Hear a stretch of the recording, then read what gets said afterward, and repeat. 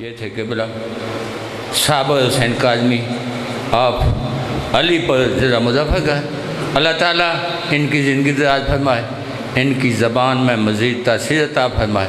ہوں جناب کے سامنے جناب آغا علی حسین مدنی اپنے مخصوص انداز میں ذکر محمد و آل محمد بیان فرمائیں گے، اور میں نے آپ تجزیے کے مطابق سن 2024 دے جے آغا علی حسین مدنی صاحب نے یہ سب تو بہترین اور نئی تاریخی معلومات دے رہے ہیں کہ مصائب کہ فضائل، اور میں دعا کرنا کہ اللہ تعالیٰ انہاں دی زندگی دراز فرمائے اور انہاں دی صحت و سلامتی اور طول عمر عطا فرمائے، اور انہاں دی زبان اللہ تعالیٰ مزید تاثیر عطا فرمائے، اور اللہ تعالیٰ انہاں اس شہید اجر عطا فرمائے۔ اساں جہاں بھی دعوت دیتی ہے، ساڑی دعوت ہے با وقت آنے اور ذکر محمد و آل محمد بیان فرمانے۔ آج 12 کی وجہ تو انہاں ٹائم جائے تو 12 ہیں، لیکن 12 کی وجہ تو تھوڑا جا لیٹ ہو گیا، اس راستے سے معذرت خواہ تو قبلہ صاحب اگر گزارش ہے کہ انشاءاللہ آپ پورا وقت 1 گھنٹہ جاؤ ذکر محمد و آل محمد بیان فرمائے سن۔ قبلہ صاحب دے استقبال واسطے نعرہ تکبیر، نعرہ رسالت، حسینیت، یزیدیت، دشمن اہل بیت لعنت، بی بی دے دشمن لعنت، دونوں ہاتھ بلند کر کے کل ایمان نعرہ حیدری جناب آغا علی حسین مدنی صاحب۔ فاتحہ۔ بسم اللہ الرحمن الرحیم۔ الحمد للہ۔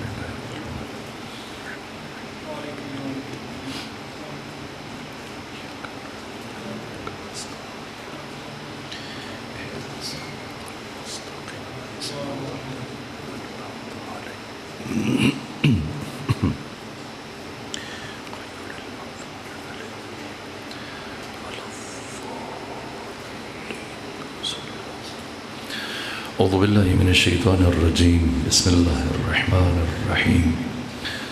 الحمد للہ رب العالمین بارئ الخلائق اجمعین، الحمد لأہلہ والصلاة علی اہل الصلاة والسلام علی سید الانبیاء والمرسلین العبد المؤید الرسولنا المسدد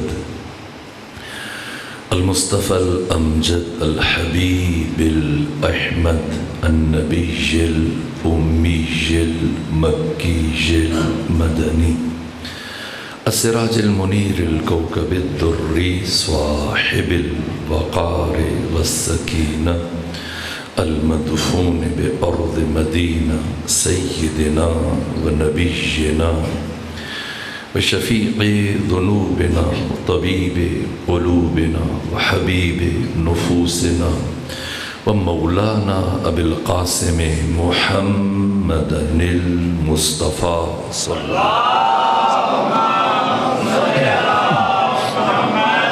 عليه وسلم وأهل بيته الأطيبين الأطهرين الأنجبين المأسومين المظلومين وَلَعْنَةُ اللَّهِ عَلَىٰ أَعْدَائِهِمْ وَمُنْكِرِي فَضَائِلِهِمْ وَغَاصِبِي حُقُوقِهِمْ مِنْ يَوْمِ عَدَاوَتِهِمْ إِلَى الْآنِ وَمِنَ الْآنِ إِلَىٰ قِيَامِ يَوْمِ الدِّينِ أَمَّا بَعْدُ فَقَدْ قَالَ حق سبحانه وتعالى في القرآن بسم الله الرحمن الرحيم لقد من الله على المؤمنين إذ بعث فيهم رسولا من أنفسهم صلوات بيجي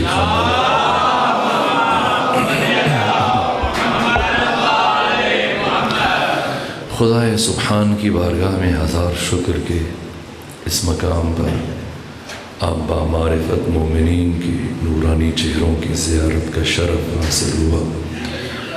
موسم کی برہمی کے باوجود، برستی و بارش کے باوجود آپ کا اس مقام پر چل کر آ جانا اس حقیقت کا اعلان ہے کہ حقیقت ابدی ہے مقام شبیری، بدلتے رہتے ہیں انداز کوفی و شامی۔ پروردگار آپ کو ہر قدم کے عوض میں بہترین اجر عطا فرمائے۔ میں سوچ رہا تھا کہ میں کیا گفتگو بیان کروں، تو یہ بات سمجھ میں آتی ہے کہ ہم اپنے بچوں تک، اپنی نسلوں تک کربلا کی الف با اور کربلا کا نقطہ آغاز منتقل کریں، اس طرح سے کہ انہیں ڈور کا سرا سمجھ میں آ جائے۔ مجھے افسوس ہوتا ہے کہ جیسی ماہ محرم شروع ہوتا ہے، سوشل میڈیا پر، حتیٰ الیکٹرانک میڈیا پر، مختلف ٹی وی چینلز پر علماء کو بلایا جاتا ہے، اہل تسنن، اہل تشیع، دیوبندی، بریلوی، اہل حدیث علماء آ کر کربلا سے متعلق اظہار خیال کرتے ہیں، گفتگو کرتے ہیں، اور بعض ایسے بھی ہیں کہ جو یزید کے لیے نرم گوشہ رکھتے ہیں، اور بعض یزید کی مذمت بھی کر دیتے ہیں، لیکن ان کی بات یزید سے شروع ہو کر یزید پر ختم ہو جاتی ہے۔ میں یہ عرض کرنا چاہوں گا کہ اگر ہم واقعہ کربلا کو یزید سے سمجھنا شروع کریں گے تو قیامت تک ہم کسی نتیجے تک نہیں پہنچ سکتے، اس لیے کہ یزید کا کردار واقعہ کربلا میں 5 سے 10% تک ہے۔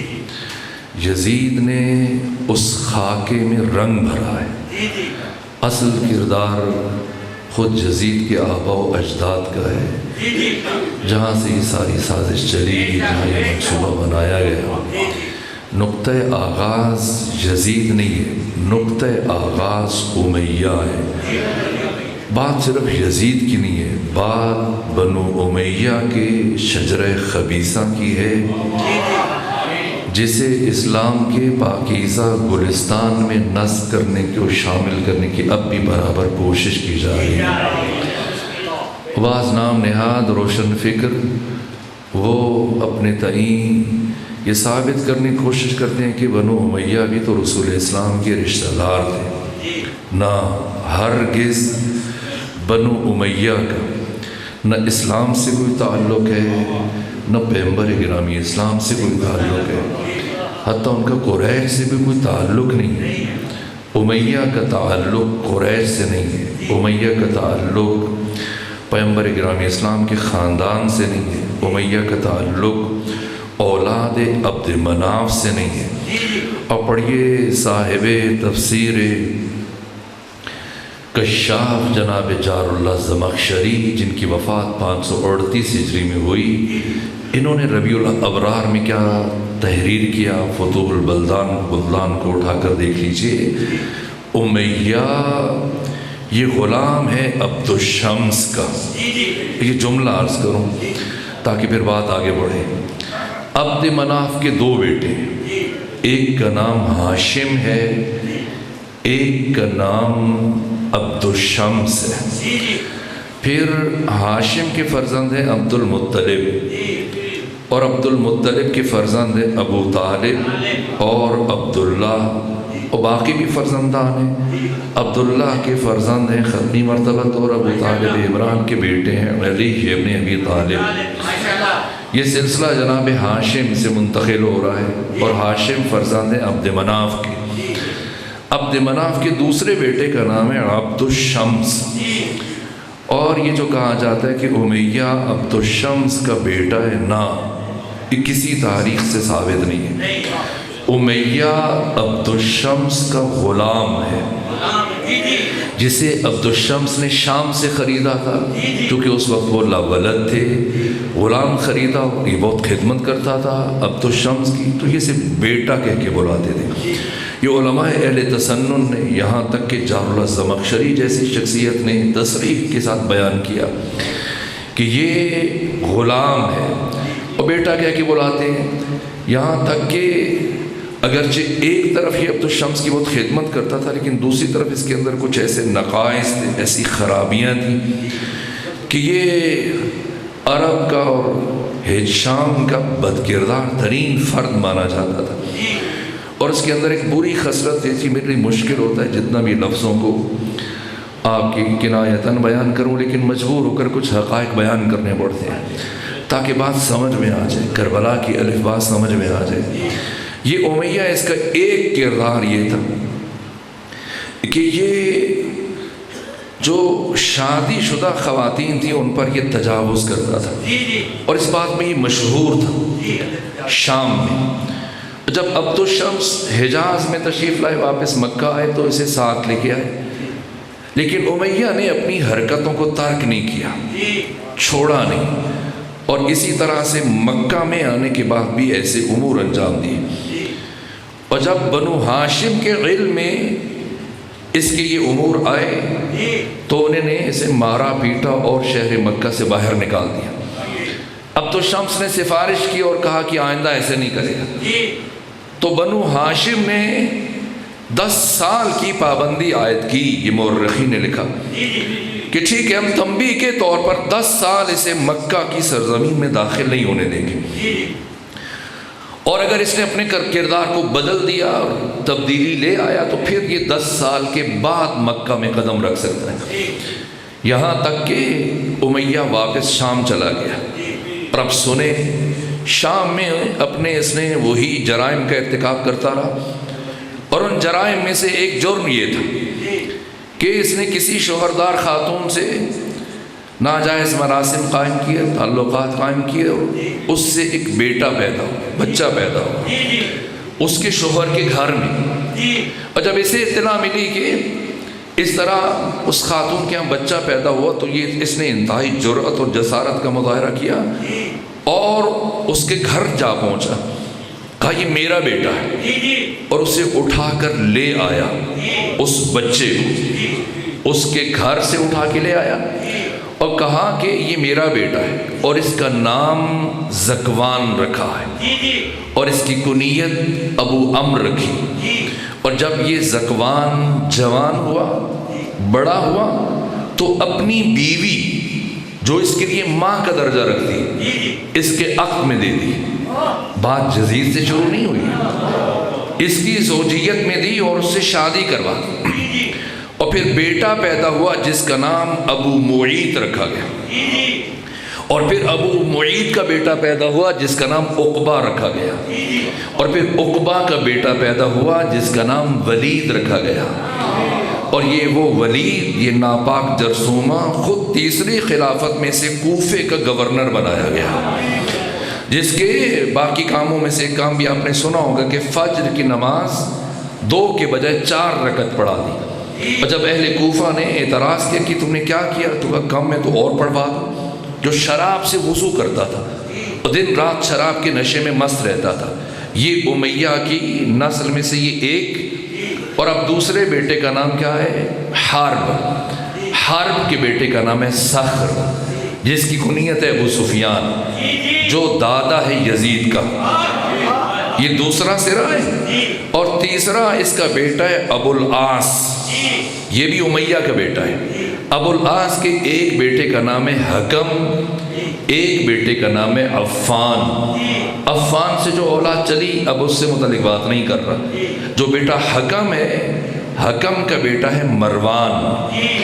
اس سے متعلق، حکم سے متعلق اور مروان سے متعلق ختمی مرتبہ نے فتح مکہ کے موقع پر فرمایا کہ اگر یہ شخص خانہ کعبہ کا غلاف بھی پکڑ لے تب بھی واجب القتل۔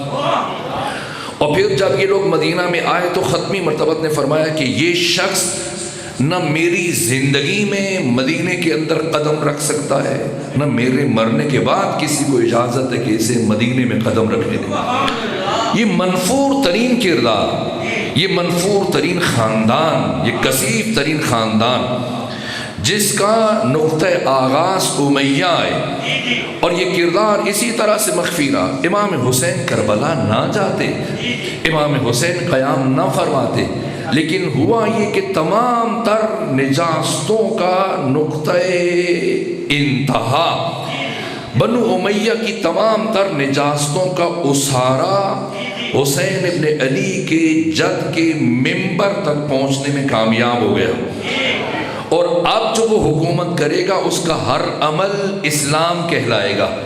اگر بدھ کے دن نماز جمعہ پڑھائی جائے اور کسی ایک کو تعجب نہ ہو، اس لیے کہ لوگ اپنے حاکم کے دین پر ہوتے ہیں، تو جو کردار یزید ہے اسی کو اسلام سمجھا جاتا۔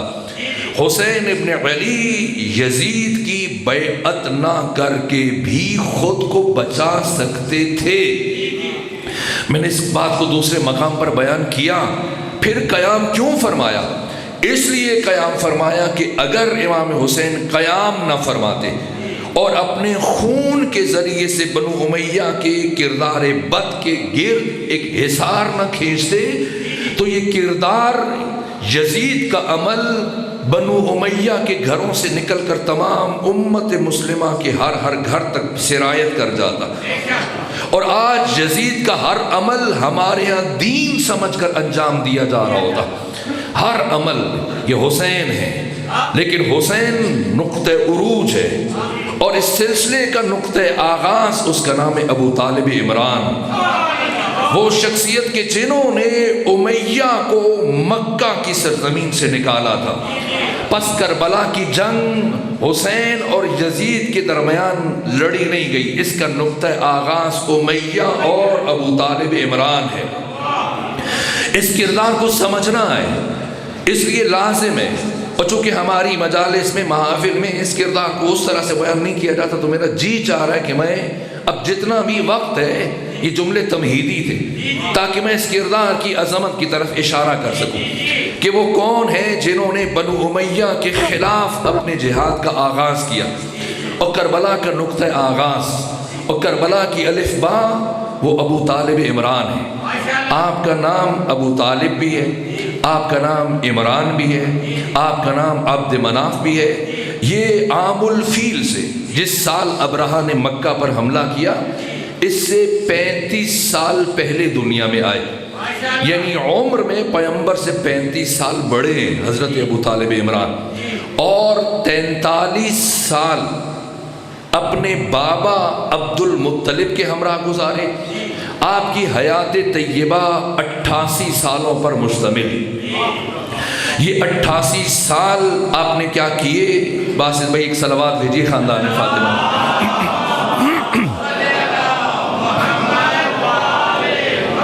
آپ کی زندگی سے متعلق یہ مختصر اشارہ، یہ ختمی مرتبہ، یہ 52 سال جناب حضرت ابو طالب عمران نے جناب ختمی مرتبت کے ہمراہ گزارے، جن میں سے پیغمبر نے پہلے اپنی زندگی کی ابتدائی 8 سال اپنے دادا حضرت عبد المطلب کے ساتھ گزارے، تب بھی آپ کی کفالت ابو طالب عمران فرما رہے تھے، اور باقی کا عرصہ بھی یہ 52 سال ابو طالب عمران نے براہ راست ختمی مرتبت کی تربیت کی، آپ کی پرورش کی۔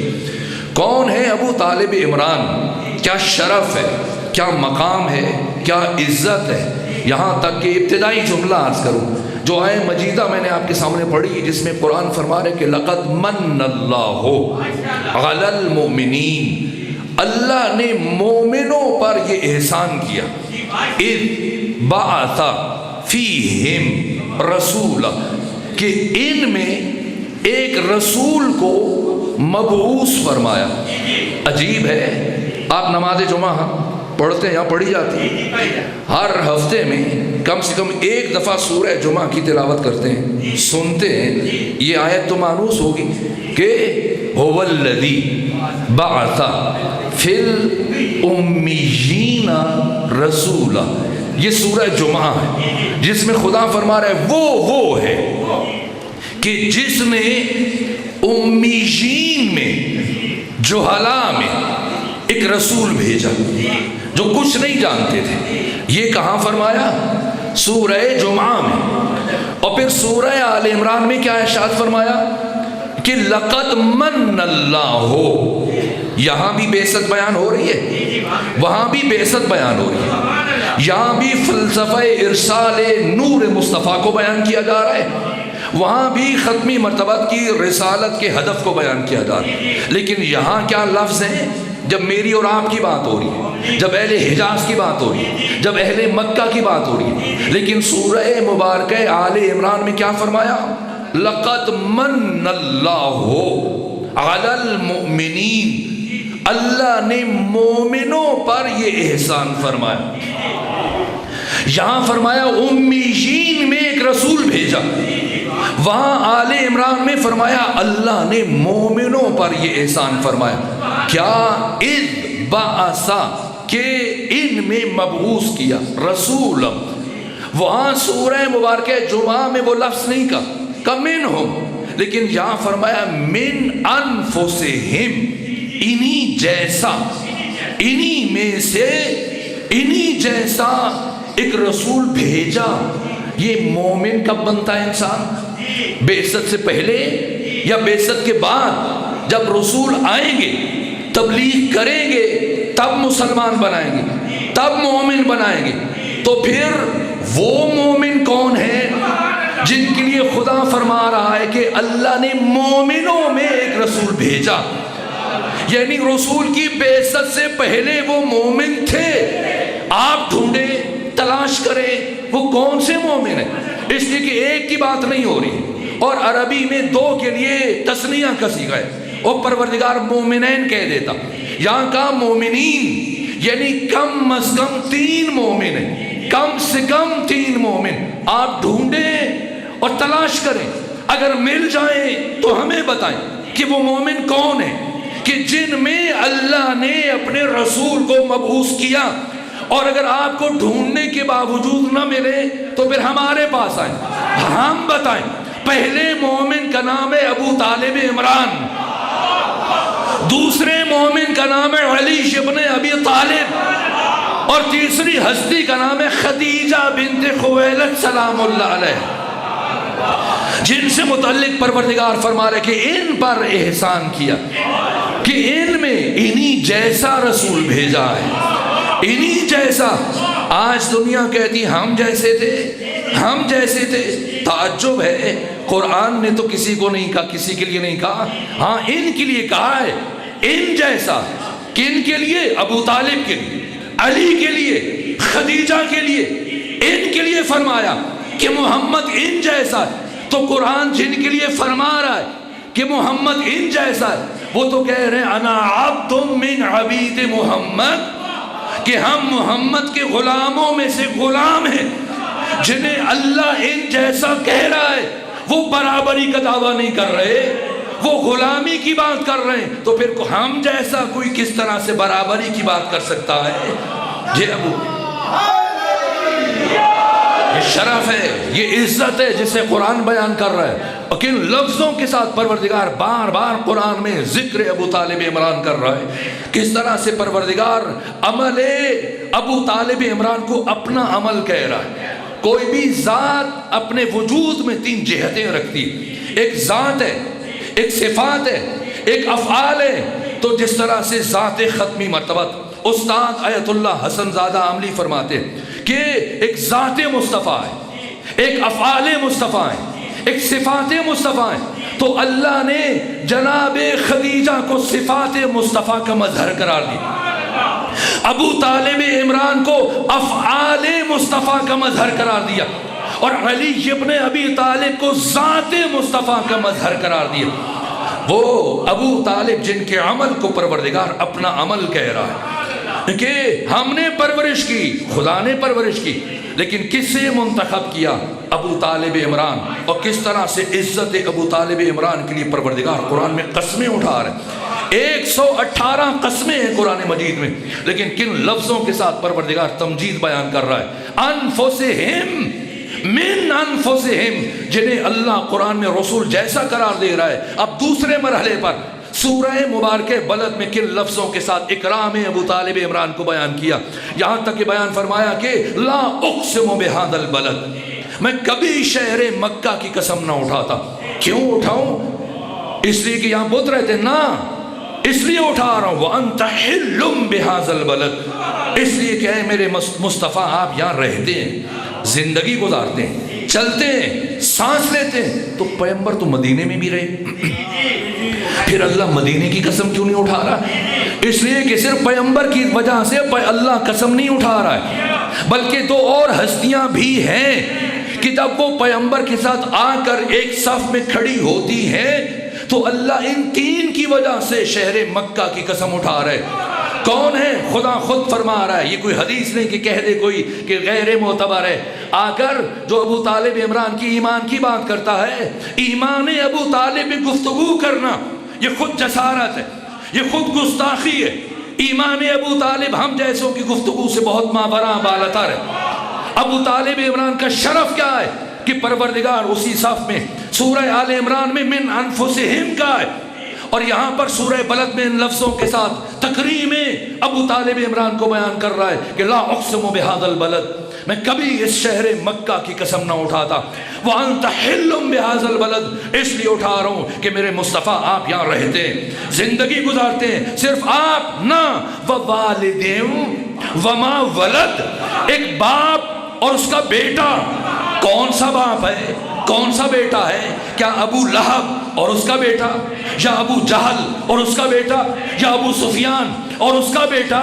مجھے تو ابو طالب عمران اور آپ کے بیٹے علی کے کوئی اور اس قابل نظر نہیں آتا کہ محمد مصطفیٰ کے ساتھ ایک صف میں کھڑے ہو کر اس شہر کو لائے کے قسم بنا دے. یہ ابو طالب عمران ہیں جن کی عزت کی پروردگار قسم اٹھا رہا ہے، جن کے شرف کی پروردگار قسم اٹھا رہا ہے. کیا کردار ہے! نگہبان رسالت، محافظ رسالت، محافظ میراث انبیاء. جا کے پڑھیے سیرت کی تمام کتابوں میں، ابن اسحاق اٹھائیں، ابن حشام اٹھائیں، تاریخ ابو الفدا اٹھائیں، البدایہ والنہایہ ابن کثیر کی، یا ابن اسیر جزری کی تاریخ کامل اٹھائیں، ابن خلدون اٹھائیں. سب نے لکھا ہے میراث انبیاء کس نے سپرد کی ہے جناب ختمی مرتبت کے؟ انبیاء ما سبق کی میراث کس کے پاس تھی؟ اور جب ختمی مرتبت نے بعثت کا اعلان کیا تو کس نے وہ تمام میراث باقی انبیاء کی میراث و تورات و انجیل و زبور و عصائے موسیٰ یہ سب ختمی مرتبت کو منتقل کی؟ کون ہے؟ ابو طالب. کون ابو طالب؟ تاریخ انسانی کی وہ عظیم الشان شخصیت ہے. میرے عزیزوں کس طرح سے عرض کروں، مجھے بتائیں کہ جناب عیسیٰ کو جب آسمانوں پر اٹھایا گیا تو کیا عمر تھی جناب عیسیٰ کی؟ 33 سال. 33 برس کی عمر میں خدا نے جناب عیسیٰ کو بیت المعمور پر آسمان چہاروں پر اٹھایا. اور جب اٹھایا تو جناب عیسیٰ کے آسمانوں پر اٹھائے جانے کے کتنے عرصے کے بعد پیغمبر گرامی اسلام اس دنیا میں تشریف لائے؟ کم سے کم 600 سال تو بنتے ہیں، 600 سال.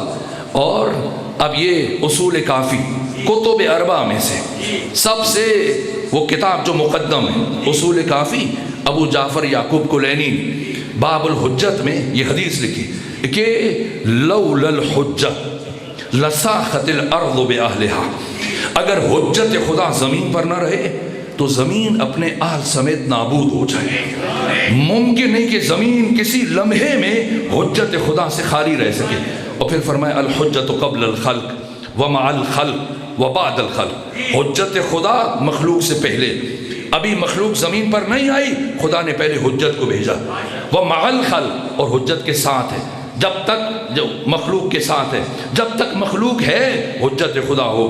کبھی بھی مخلوق حجت خدا کے بغیر نہیں، کبھی بھی زمین حجت خدا کے بغیر نہیں، خالی نہیں ہے.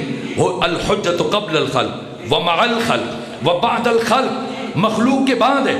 مخلوق انسان جب ختم ہو جائیں گے، مر جائیں گے، تب بھی سب سے آخر میں جسے اٹھایا جائے گا وہ حجت خدا ہے. ایک لمحہ روئے زمین پر حجت خدا سے خالی نہیں. تو پھر مجھے بتائیں کہ جناب عیسیٰ کے آسمانوں پر اٹھائے جانے سے لے کر ختمی مرتبت کی رسالت تک کم و بیش 600 سالوں میں وہ کون سی حجت خدا تھی اور وہ کون سی اللہ کی حجتیں تھیں جن کی وجہ سے زمین باقی ہے؟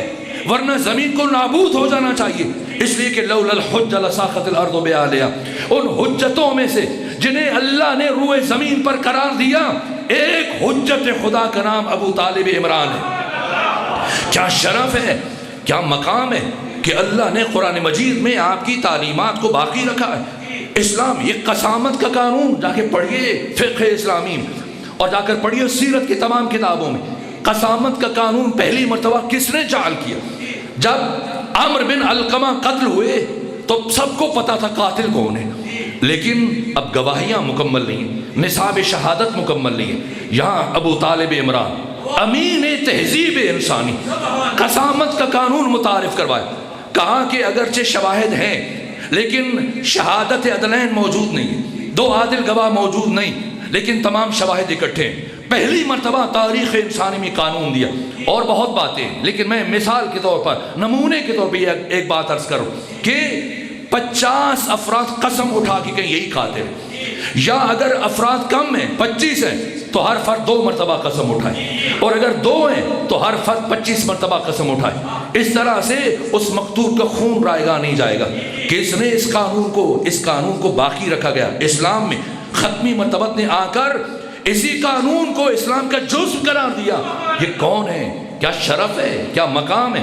وہ ہستی کے زمانے جاہلیت میں بھی، عہد جاہلیت میں کوئی جھوٹی سے جھوٹی روایت ثابت نہیں کر سکتی کہ کبھی شراب کی طرف ہاتھ بڑھاؤ، کبھی بتوں کی طرف ہاتھ بڑھاؤ. تمام عرب قبائل ہر ایک نے خانہ کعبہ میں اپنا اپنا بت رکھا تھا.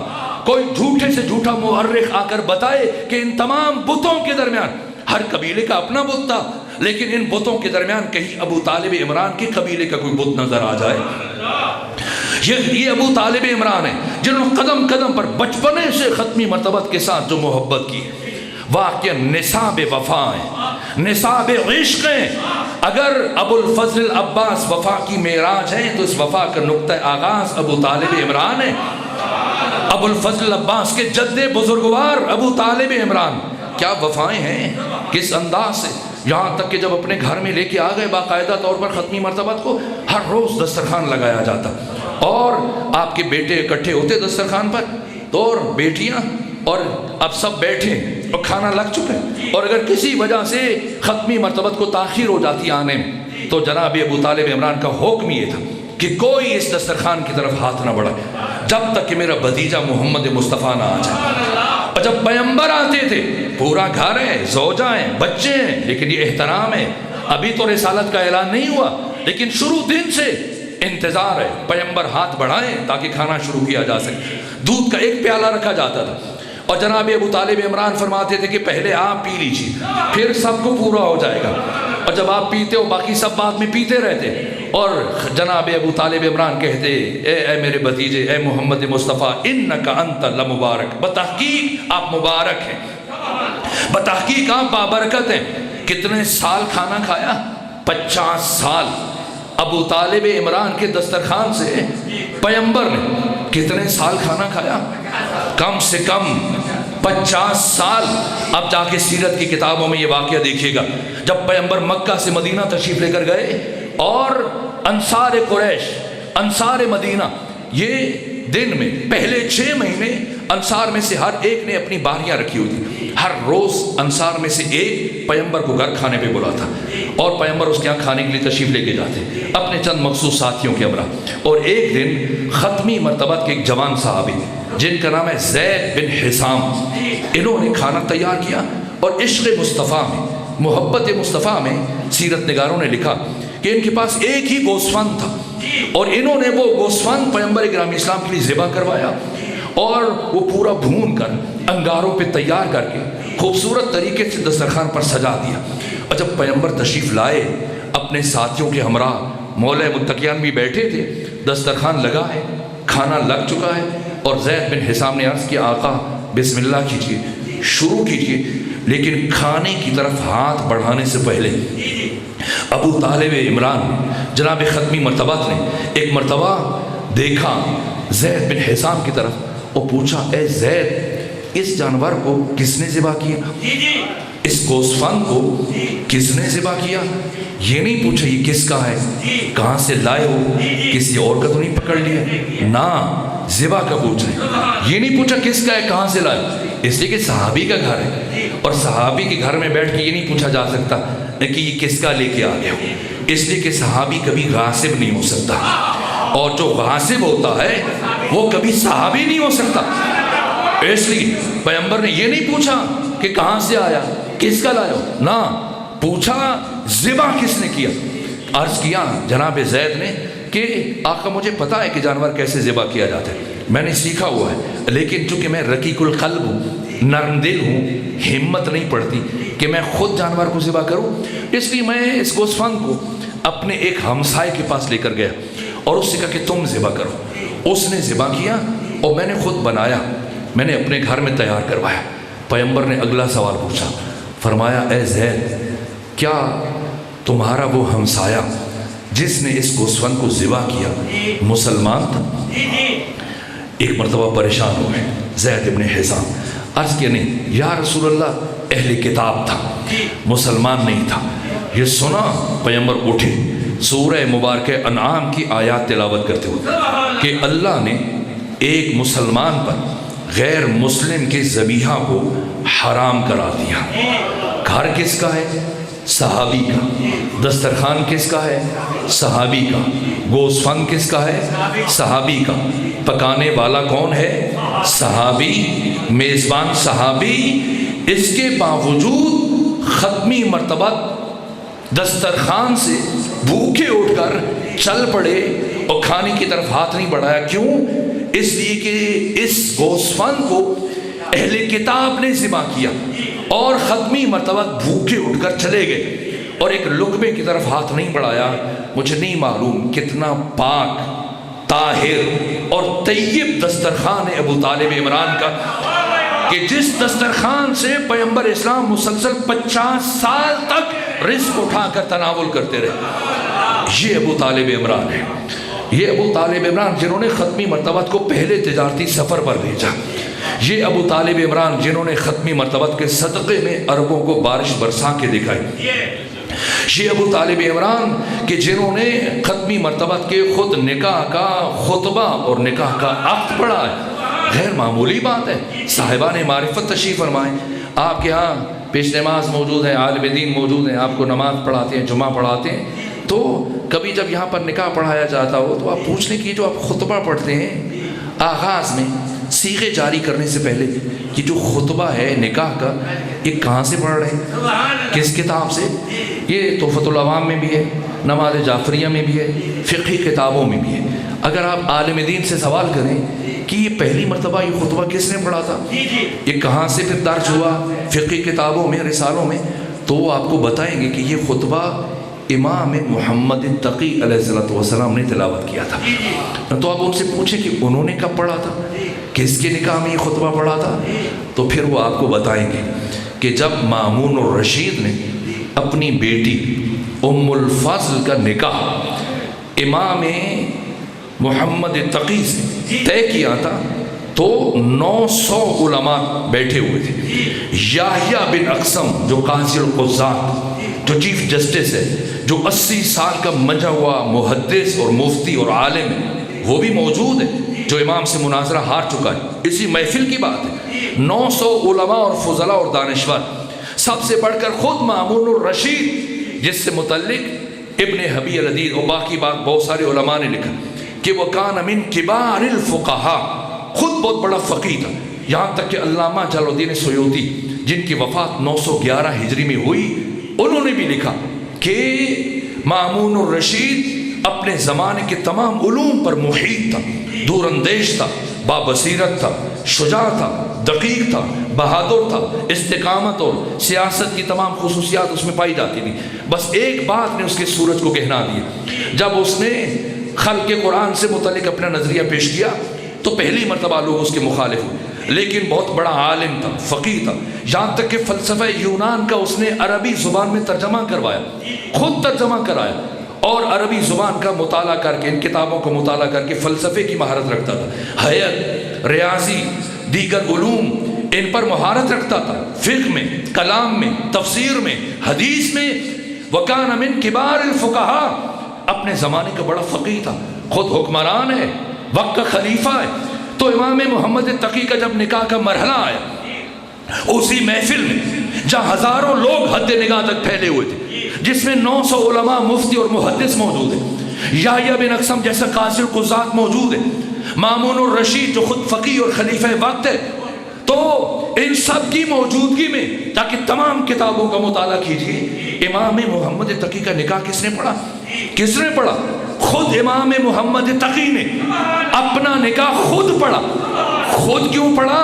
اس لیے کہ ایک معصوم کا نکاح ہے، اور معصوم کا نکاح ہر انسان نہیں پڑھ سکتا، جس میں کسی طرح کا عیب ہو، نقص ہو، کجی ہو، کمی ہو، چاہے وہ عالم کیوں نہ ہو، چاہے وہ فقیہ کیوں نہ ہو، چاہے وہ محدث کیوں نہ ہو، لیکن اگر اس کے کردار میں معمولی کمزوری پائی جاتی تو وہ معصوم کا نکاح پڑھنے کی صلاحیت نہیں رکھتا۔ یہ محمد تقی ہیں، اگر کوئی اور اہل نہ ہو، کوئی اور اہل فرد موجود نہ ہو تو معصوم پھر اپنا نکاح خود پڑھ لیتا، چاہے مفتی موجود ہوں، محدث موجود ہوں، مفسر موجود ہوں، تو پھر امام الانبیاء سید الرسل ختمی مرتبت جب اپنے نکاح کی نوبت آئی تو اگر ابو طالب عمران کے کردار میں، علم میں، معرفت میں، بصیرت میں کسی بھی طرح کی کمی ہوتی تو ختمی مرتبت بھی اپنا نکاح خود پڑھ لیتے، نہ خود پڑھنے کے بجائے ابو طالب عمران سے پڑھوا کر بتایا۔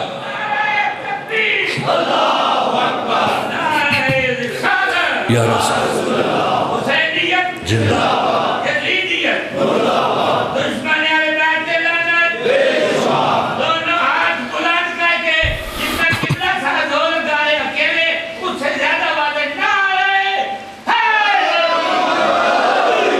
وقت تمام ہوا،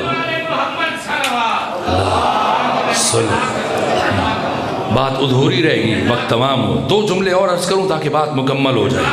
یہاں تک کہ اب نکاح شروع کیا اور خطبہ نکاح جو پڑھا، تمام سیرت نگاروں نے اپنی اپنی کتابوں میں لکھا، حتیٰ طبری نے لکھا متوفہ 313 ہجری 310 ہجری، اور باقی مورخین نے لکھا، محدثین نے لکھا، جناب ابو طالب عمران نے جب ختمی مرتبت کا نکاح شروع کیا تو کن لفظوں کے ساتھ؟ الحمدللہ الذی جعلنا من زرع ابراہیم من ذریت ابراہیم و زرع اسماعیل، ان لفظوں کے ساتھ نکاح شروع کیا۔ کس جملے سے؟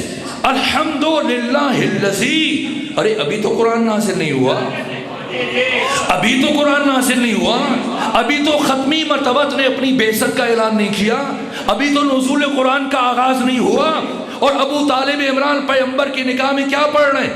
الحمدللہ۔ یہ الحمدللہ کہاں سے پڑھ رہے ہیں؟ یا تو دو ہی صورتیں ہیں، یا تو ابو طالب عمران کی نگاہ اتنی دور رس ہے کہ اپنے پوتے حسن مجتبیٰ کی طرح سے زمین پر بیٹھ کر لوہے محفوظ پر درج قرآن کی آیتوں کا مطالعہ کر رہے ہیں۔ اگر یہ نہیں مانتے تو پھر یہ مان لیجئے کہ اللہ کو ابو طالب عمران کے یہ کلمات اتنے پسند آئے، اتنے پسند آئے کہ اپنی کتاب قرآن مجید کا سرنامہ قرار دے دیا۔ یہ ابو طالب عمران ہے، نکاح پڑھایا، اور یہ ابو طالب عمران ہے کہ جب رسالت کا آغاز ہوا کس کے گھر سے یہ دعوت توحید بلند ہوئی ہے؟ کس کے گھر سے آغاز ہوا؟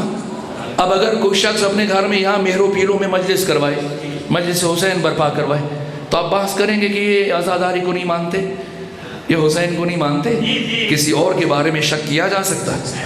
لیکن پورے گاؤں میں اگر ایک ہی گھر ہے، پورے علاقے میں اگر ایک ہی گھر ہے مہرو پیروں میں کہ جو عزاداری حسین برپا کر رہے ہیں، اپنے گھر میں مجلس کر رہے ہیں، یا اپنے گھر میں میلاد مصطفیٰ منا رہے ہیں، ہے کسی میں ہمت کی بحث کرے کہ وہ یہ نہیں مانتے؟ اگر یہ نہیں مانتے تو اور کون مانتا ہے؟ تو پورے حجاز، پورے عرب میں مجھے وہ گھر ڈھونڈ کے دکھائیں جس گھر کو ختمی مرتبت نے دعوت توحید کے لیے منتخب کیا، ختمی مرتبت کی رسالت کے لیے منتخب کیا گیا۔ کون سا گھر ہے؟ دنیا حجاز میں، دنیا عرب میں ایک گھر ہے، میزبان ابو طالب ہے، داعی توحید ابو طالب ہے، رسالت ختمی مرتبت کے سب سے بڑے داعی خود ابو طالب ہے۔ ایک ایک گھر پر گئے، ایک ایک دروازے پر ایک ایک سردار کو بلایا، 40 کافروں کو اکٹھا کیا، سب آئے۔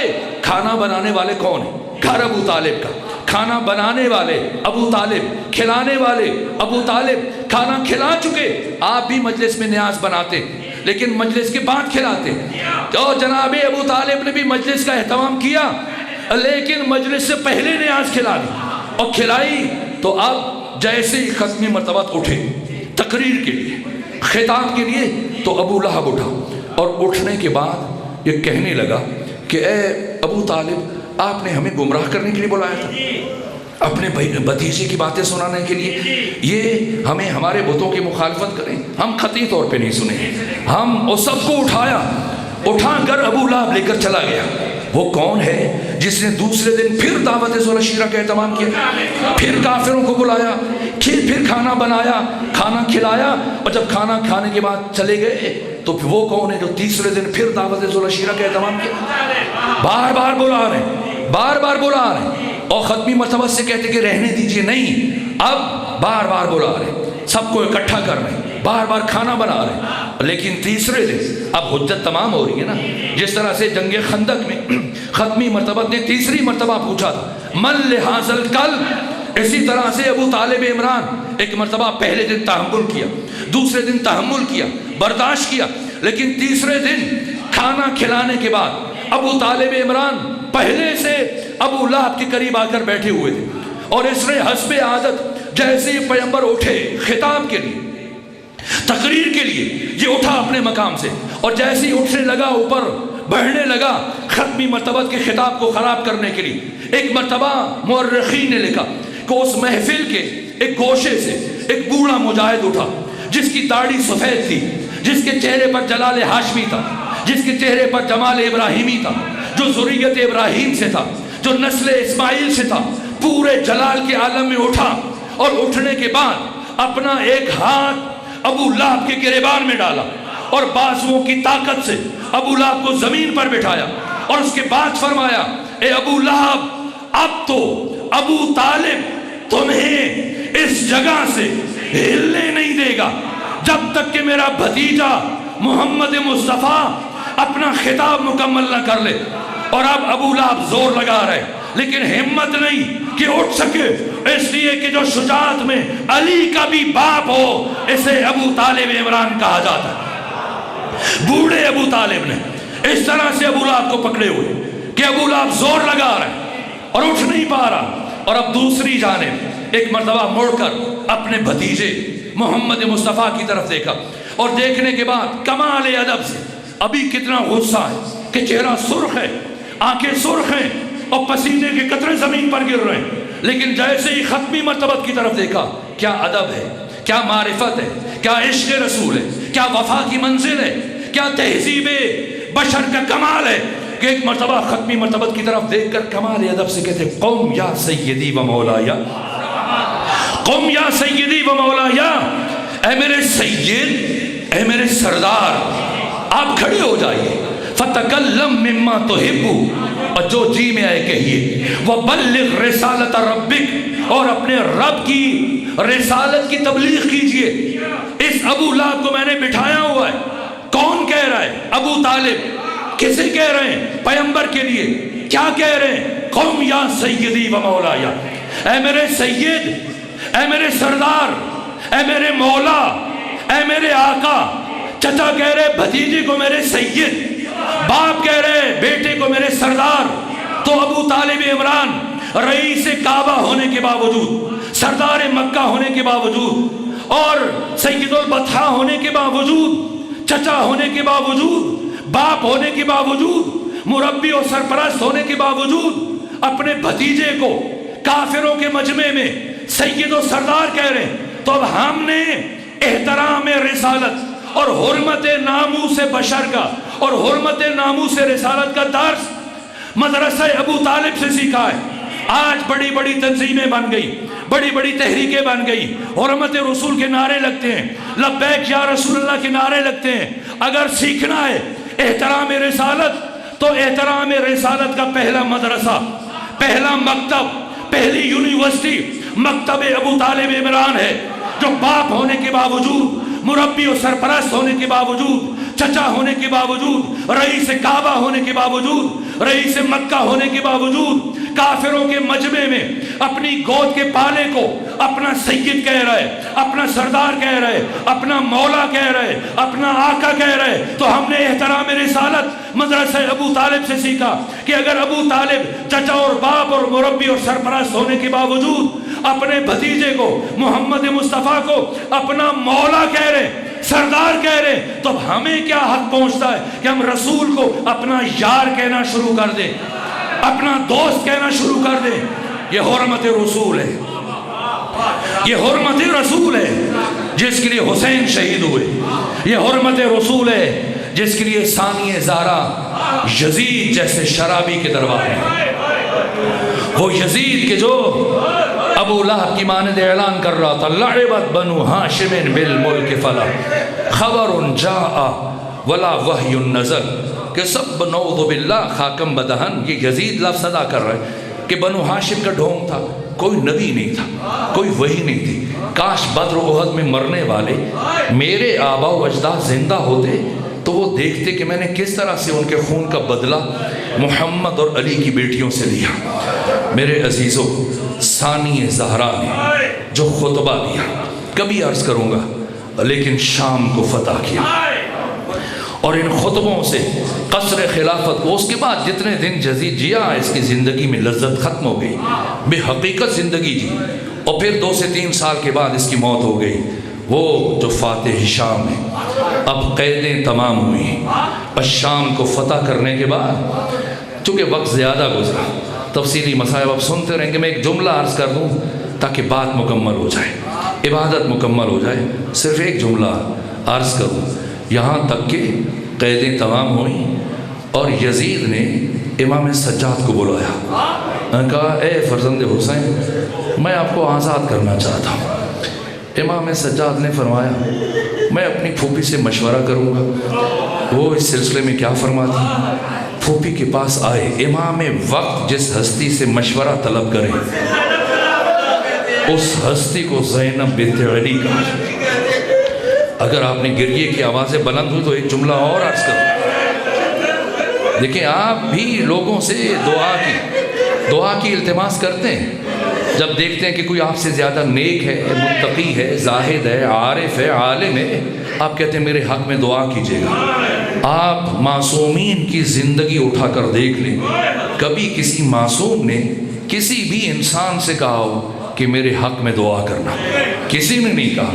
لیکن حسین ہے جنت کے جوانوں کے سردار، رخصت آخر کے موقع پر ایک ہستی کے سامنے کھڑے ہو کر جو آخری جملہ کہہ رہے ہیں، فرما رہے ہیں یا اختی لا تنسینی فی نافلۃ اللیل، اے بہن زینب مجھے اپنی تہجد کی دعاؤں میں فراموش نہ کرنا۔ کیا ہے مقام زینب، کون سمجھ سکتا ہے؟ بس گریے کی آوازیں بلند ہوئی۔ ایک جملہ عرض کروں، ثانی زہرا نے فرمایا سید سجاد یزید سے کہیے ہماری 3 شرطیں ہیں، اگر ان شرطوں کو قبول کرے تو ہم رہائی کو قبول کریں گے۔ کون سی 3 شرطیں؟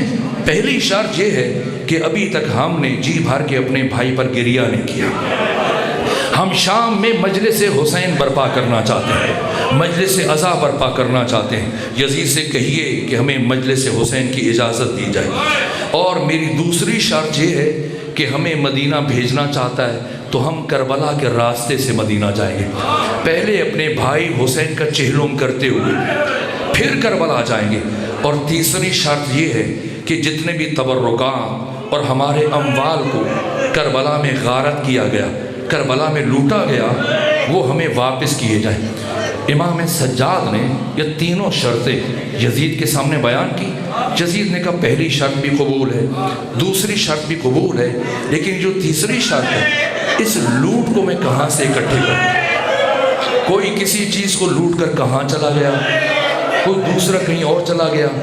کہا یہ میری پھوپھی زینب کی شرط ہے، اگر لوٹ کا مال واپس نہیں آئے گا، وہ تبرکات آل محمد واپس نہیں آئیں گے، ہم رہائی قبول نہیں کریں گے۔ یزید نے کہا مجھے کچھ وقت دے، مہلت دے۔ یہاں تک کہ یزید نے اپنے کارندوں کے ذریعے، سپاہیوں کے ذریعے کوشش کی اور تمام اس اموال کو، ایک جملہ چھوڑ رہا تھا تیزی سے، لیکن نہیں، جملہ وزنی ہے اور آج کے دن پڑھا جانا چاہیے۔ اربعین حسینی کا موقع ہے۔ اس سے پہلے یزید نے ایک بات کہی امام سجاد سے، کہاں سے ڈھونڈوں؟ اگر آپ اپنی پھوپھی سے کہیں کہ وہ ان تبرکات کی قیمت لے لیں۔ ایک مرتبہ سید سجاد کے وجود پر لرزہ طاری ہوا، اشک جاری ہوئے، کہا یزید تو ان تبرکات کی کیا قیمت دے گا اور اس چادر کی کیا قیمت دے گا جو میری دادی سیدہ زہرا کی چادر ہے؟ بھلا اس کائنات کی کون سی چیز چادر تطہیر کی قیمت بن سکتی ہے؟ यजीद ने कहा मुझे कुछ मोहलत दीजिए। मोहलत मिली, कुछ दिन में इसने तबर्रुकात को इकट्ठा किया। बस मेरे अजीज़ों, एक बड़ी गठड़ी बनी और गठड़ी भेजी गई। बीबियों के सामने आकर सैयद सज्जाद ने वो गठड़ी रखी, गठड़ी खुली, हर बीबी अपनी चादर पहचान रही, अपने बाकी तबर्रुकात को पहचाना जा रहा है। एक एक बीबी अपनी चादर उठा रही है, यहाँ तक कि हर बीबी, उम्मे लैला ने अपनी चादर उठाई, उम्मे फरवा ने अपनी चादर उठाई, उम्मे रुबाब ने अपनी चादर उठाई, उम्मे कुलथूम ने अपनी चादर उठाई, जनाब फिजा ने अपनी चादर उठाई। बीबियाँ अपने तबर्रुकात पहचान रही। सुनेगी, सबसे आखिर में इस गठड़ी में एक छोटी सी चादर बची, एक छोटी सी चादर और दो गोशवारे बच गए। आज चादर तो मौजूद है, चादर तो आ गई, लेकिन चादर को ओढ़ने वाली सकीना नहीं रही। एक मर्तबा बीबियों में कोहराम पैदा हुआ, कोहराम बर्पा हुआ। इधर शाम की खवातीन आना शुरू हुई और सानिए ज़हरा ने जो मसाइब पढ़े और मसाइब के बाद जो सबसे आखिर में वसीयत की शाम की औरतों को, फरमाया ऐ शाम की औरतों, जब कभी तुम्हें अपने बच्चों के प्यार से फुर्सत मिल जाए तो कभी कभी आकर मेरी सकीना की कब्र पर एक दिया जला दिया करना, इसलिए कि मेरी सकीना को तन्हाई से बड़ी वहशत महसूस होती। इन्हीं बहते हुए अश्कों के साथ दुआ करें, परवरदिगार जनाब मुंतज़िर महदी किबला के फ़र्जंद हैं अली ने, परवरदिगार जनाब सकीना बिन्तुल हुसैन सानिया ज़हरा के सदक़े में उन्हें शिफ़ाए कामिल व वाजिला नसीब फरमाए। अला लअनतुल्लाहि अलल क़ौमिज़ ज़ालिमीन।